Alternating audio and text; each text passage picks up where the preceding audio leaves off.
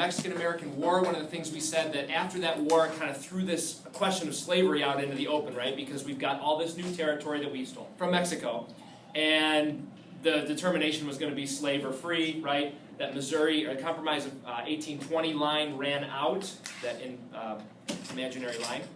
And so we acquired this massive amount of territory. What's going to happen to the new territory? So 1850s is known as the decade of crisis. When you're writing about the 1850s, don't say the 1850s, say the decade of crisis. It's another way for you to let them know that you know something, right? So let's start first with the Compromise of 1850. It's something that you got to know. Henry Clay, who'd been in the background in the 1820s and 30s, senator from Kentucky, sort of started it off. And then Stephen Douglas, who became a very key political figure in the 1850s, sort of finishes it off. And here's what it says. California, you're in as a free state. We're going to abolish slave trade in our nation's capital, Washington, D.C. Those are things that the North likes. I'm going to still say North and South until we get to the war. Then I'm going to say Union and Confederacy. Okay? And then we're going to divide all that new territory from Mexico, New Mexico, Utah, into popular sovereignty. So we'll let the people decide. And then here's what the South really likes. This is the bone that we throw them. They're going to have a stricter fugitive slave law throughout the country. So if a slave runs away and you help a slave that runs away, you could be arrested for that. And they like that because they're going to get their property back, right, if it runs away. The compromise would only last 10 years because, as we know, by 1860, the first shots of the Civil War will be happening, okay? Following the compromise, one of the more influential books that you'll have to know, probably a top 5 book that you'll need to know, was written by someone that Lincoln called the little lady that started the war. Her name was Harriet Beecher Stowe, and she wrote a book called Uncle Tom's Cabin, 1852. Now here's the crazy thing. Most people couldn't read, right? It's the 1850s. But it sold a ton of copies, and it put that idea of what slavery looked like into culture, right? If you were from the North, would you know what slavery looked like? You travel on Southwest Airlines back and forth to visit your cousins in the South. You've probably never been there, right? So now knowing what slavery looks like from the description in this book, you start to see that abolitionist movement like grow even stronger. The voices are even louder now, right? So when Lincoln finally meets Harriet Beecher Stowe, that's why he said, hey, you're the little lady that started this war. That book, like Thomas Paine's Common Sense, is sort of that catalyst for something larger, right? Be able to compare things throughout history like that. So 1854 Kansas-Nebraska Act sort of leads to the creation of the Republican Party. The Republican Party back then is not what we know the Republican Party of today. Back then, the Republican Party was the anti-extension of slavery party. If back then you said, I'm against slavery, you're going to lose a ton of voters, because a ton of voters were for slavery, right? But they were against extending slavery, just like Lincoln. They're a small minority in New England. William Lloyd Garrison tries to block the extension of slavery, but again, that Kansas-Nebraska Act allows to popular sovereignty. Again, the people can choose. Well, when you have people living around each other for the first time in America that were pro-slavery and anti-slavery, that's bad. Because we usually just drew lines, right? Slavery's allowed here and slavery's not allowed here. So when they say popular sovereignty, everyone rushes into Kansas and something called Bleeding Kansas happens, right? There's riots. John Brown is one of the guys behind the abolitionist movement who said God chose me to end slavery. So there's a lot of violence in Kansas.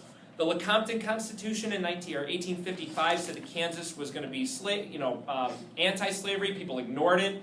And then John Brown and his sons got together and had a little family outing in the sack of Lawrence, Kansas, right where the University of Kansas is today in 1856.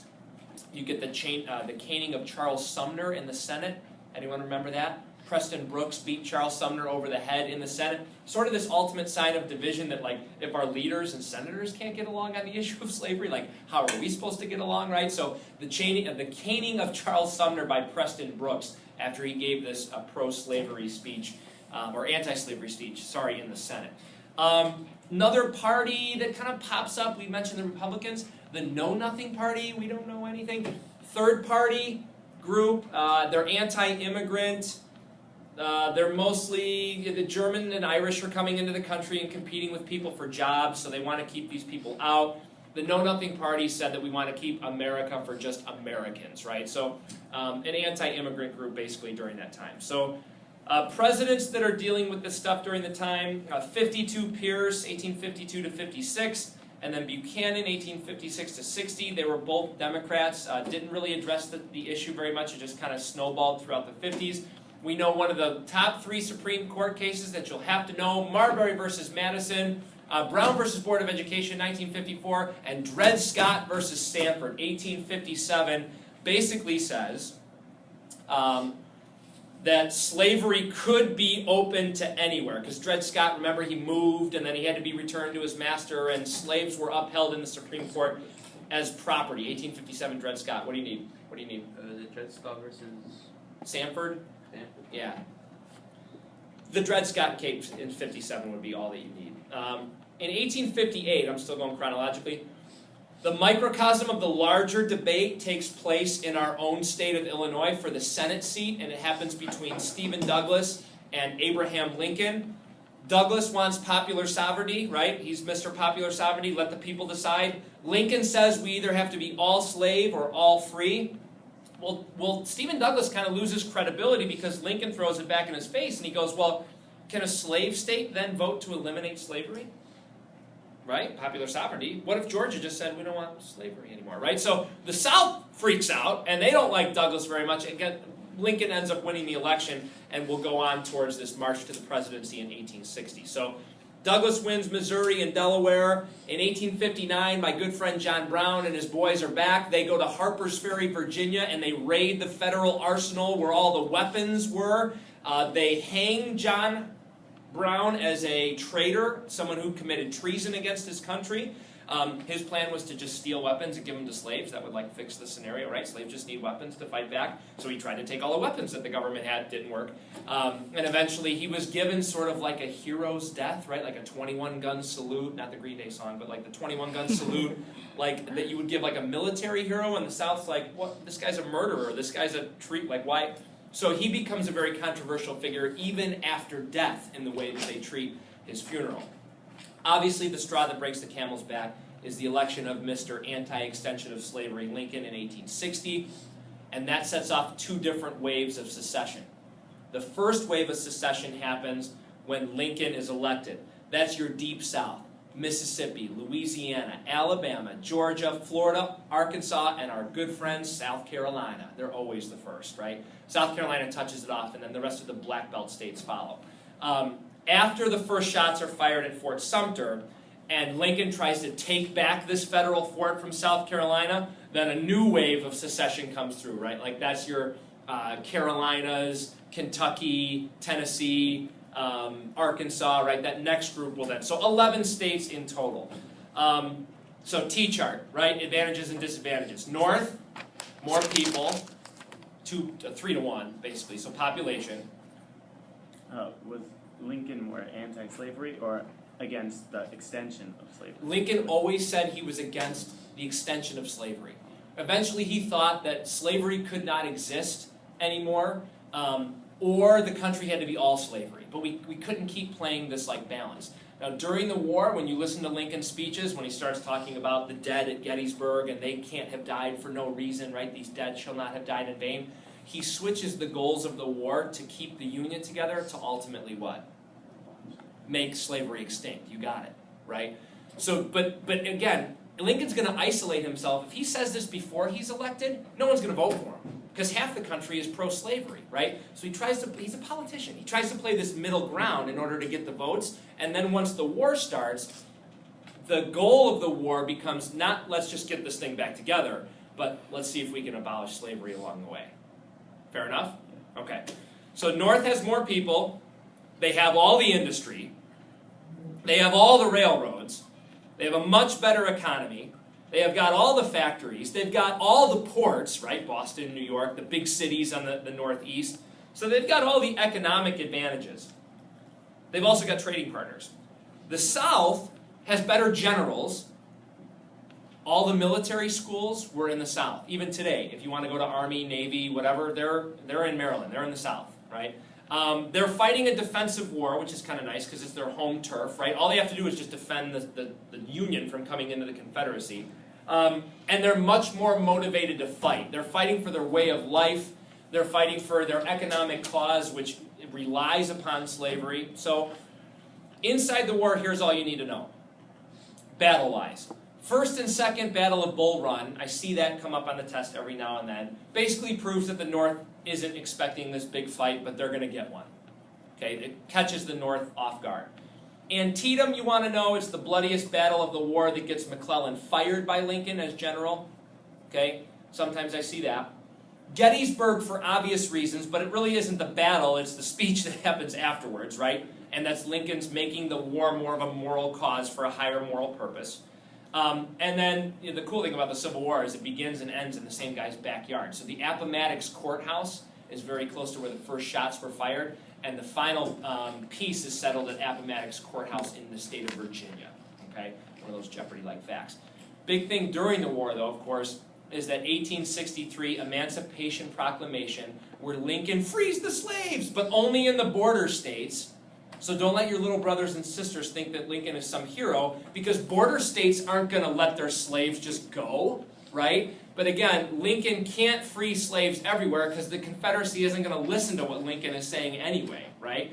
So this is part of Lincoln's politics in trying to hold on to those border states, but eventually, only border states in control of the Confederacy. The slaves that were in the Union stayed slaves. So let's not paint Lincoln as some freer of slaves. I mean, huge steps, obviously, but not completely, okay?